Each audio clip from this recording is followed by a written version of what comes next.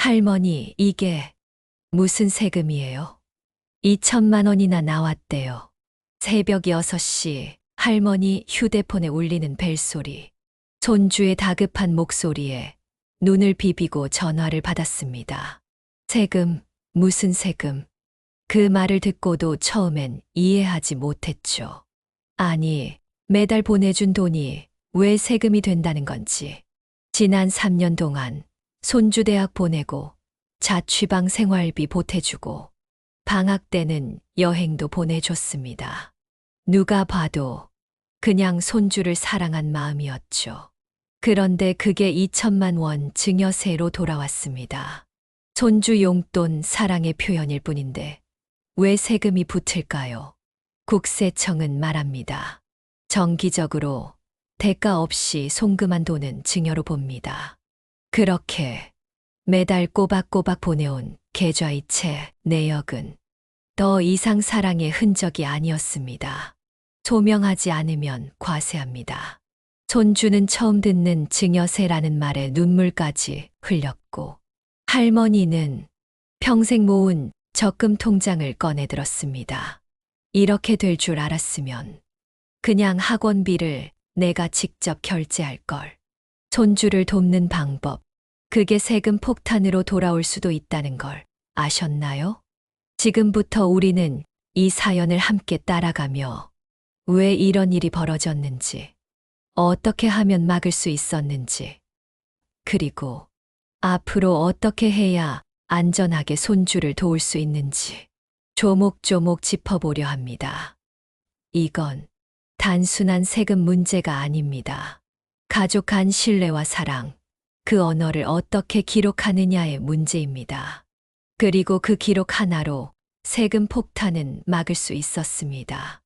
이 이야기는 누군가에게는 이미 일어난 현실이고 누군가에겐 지금 막 시작되려는 일입니다.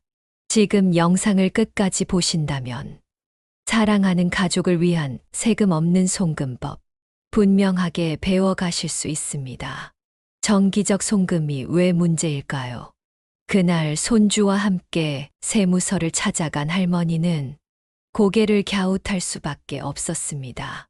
정기적으로 돈을 보낸 게 왜 증여가 된다는 거죠? 담당자는 무심하게 말했습니다.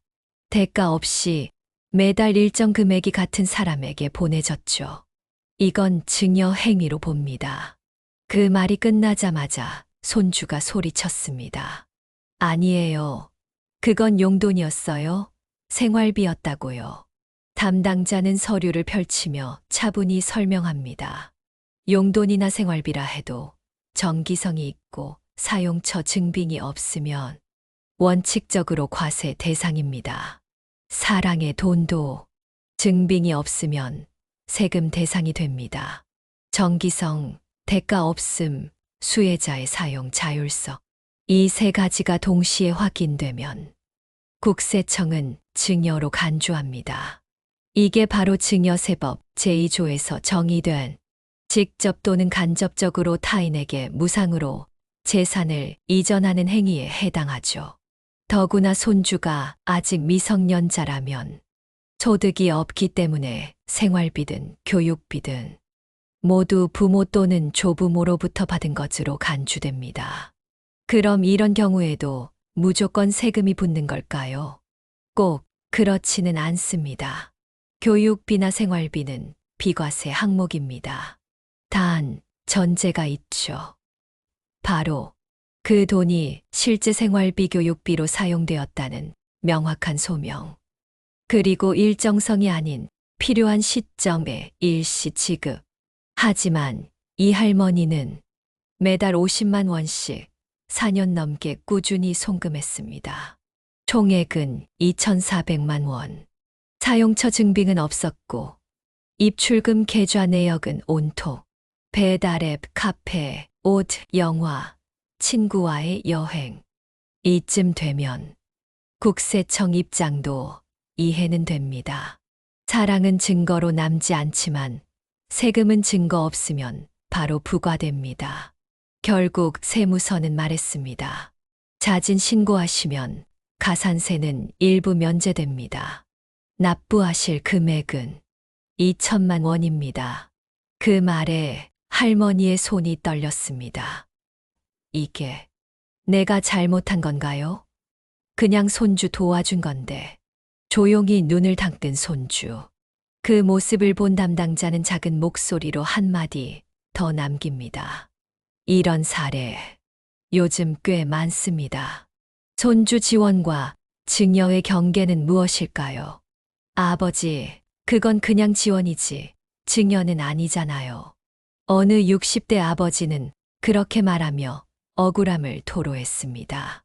대학에 들어간 손주가 등록금을 못 내 자퇴할 뻔하자 부모 대신 900만 원을 입금했는데 몇 달 뒤 증여세 잦은 신고 권고서가 날아왔습니다.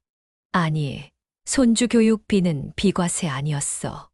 맞습니다. 원칙적으로는 생활비나 교육비는 증여세가 부과되지 않습니다. 하지만 조건이 있습니다. 반드시 필요한 시점에 직접 지출한 근거가 남아 있어야 하며 수혜자가 그 나이에 맞는 상황이어야 한다는 것. 그런데 이분은 돈만 보내고 지출 내역은 없었습니다. 심지어 손주는 24세 성인이었고 재학증명서조차 제출하지 못했습니다. 결국 이 900만 원도 증여로 간주됐습니다. 비과세 항목이라는 말만 믿었다가 오히려 세금 폭탄을 맞는 일이 많습니다. 자, 그럼 여기서 핵심 정리 들어갑니다. 조부모가 손주에게 돈을 줄 때 과세 여부는 다음과 같은 기준으로 나뉩니다. 성인 손주에게 송금은 대부분 증여로 간주하고 미성년 손주에게 송금은 비과세 가능하지만 단 목적과 증빙이 있어야 합니다. 예를 들어 초등학생 손주의 학원비를 조부모가 직접 결제하면 비과세이고 고등학생 손주에게 일괄이체하면 용돈으로 인식돼 과세할 수 있습니다. 그리고 많은 분들이 혼동하는 게 하나 있습니다. 이건 유학비니까 괜찮겠지. 아닙니다. 고구의 유학비는 해외 송금이 포함되기 때문에 외국환 신고 누락이나 정기성, 입금이 걸리면 과세 대상이 될 수도 있습니다. 실제 사례도 있었습니다. 손주의 유학비를 매년 4천만 원씩 보내줬던 조부모. 매번 항공권, 등록금, 생활비 명목이었지만 사용 내역이 모호했고 일정한 간격으로 이체된 사실 때문에 국세청은 정기적 증여로 간주했습니다. 결과는요. 총 1억 6천만 원에 대해 증여세 추징. 교육비든 유학비든 직접 지급하지 않으면 사랑이 아니라 세금이 됩니다. 그러니 기억하세요. 비과세되는 교육비 생활비는 반드시 실수요입증과 직접 지급이 있어야 합니다. 정기적 송금은 사랑이 아니라 과세 사유가 됩니다. 그리고 대가성 없는 이전은 법적으로 증여로 간주됩니다. 이제 생각해 보세요. 지금 손주에게 보내고 있는 그 돈, 나중에 이건 증여입니다라는 통지서로 돌아올 수도 있다는 것. 사랑은 주는 것이지만 세금은 입증하는 것입니다. 손주 지원, 세금 피하는 3단계 전략. 그럼 도대체 어떻게 줘야 세금이 안 붙습니까? 많은 조부모님들이 이런 질문을 하십니다. 손주는 사랑으로 키웠는데 그 사랑이 증여라는 이름으로 돌아올 줄은 몰랐다고요. 그래서 지금부터 알려드립니다. 세금을 피하면서 손주를 지원하는 3단계 전략. 1단계, 증빙을 남기세요. 사랑을 지키는 건 바로 증빙 자료입니다. 예를 들어, 손주의 학원비를 지원하고 싶다면 학원 영수증이나 계좌이체 내역, 문자 송부 내역을 함께 보관하세요. 어디에 얼마가 들어갔는지 보여주는 게 핵심입니다. 그냥 보내지 마세요. 왜 줬는지, 어디에 썼는지. 그 맥락이 빠지면 사랑도 세금이 됩니다. 기억하세요.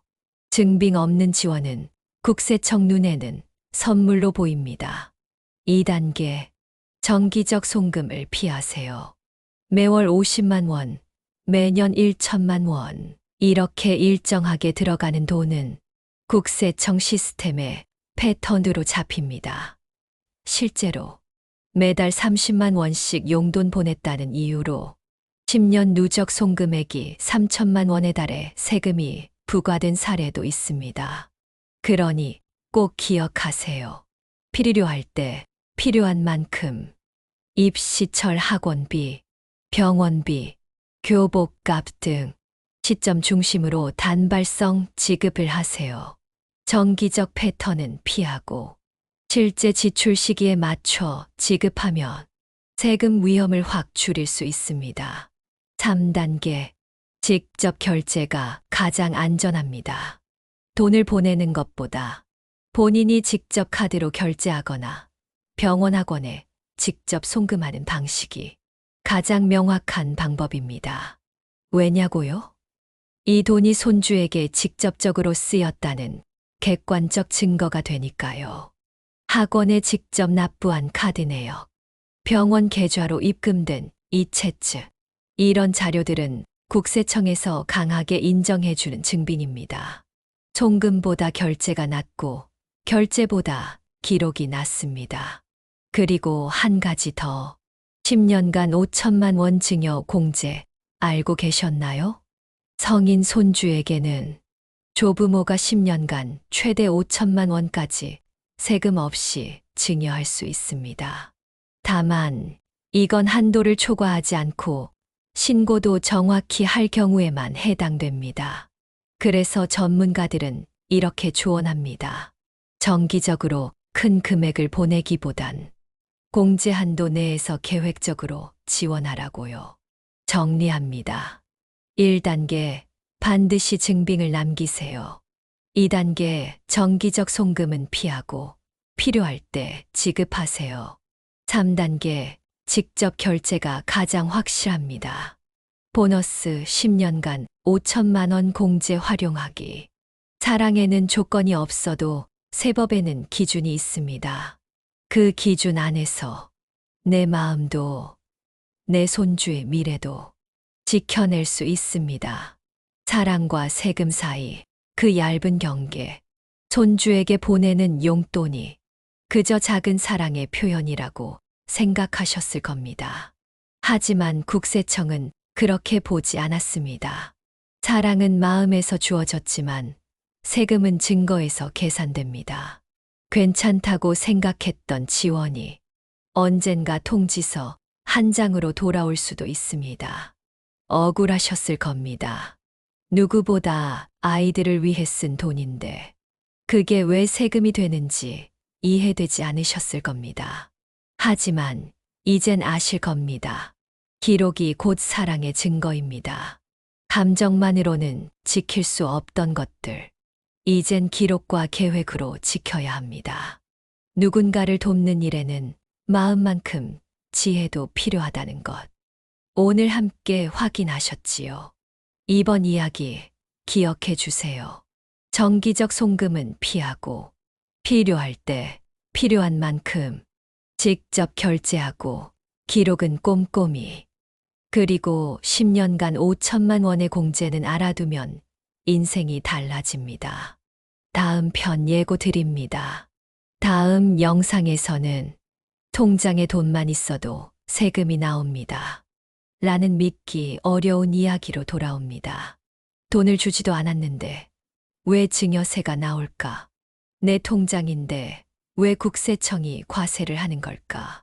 그 놀라운 이유와 실제 사례, 그리고 피할 수 있는 방법까지 꼭 알려드릴게요. 지금 구독과 알림 설정해 두시면 다음 영상도 놓치지 않고 보실 수 있습니다. 지금까지 함께 해주셔서 감사합니다.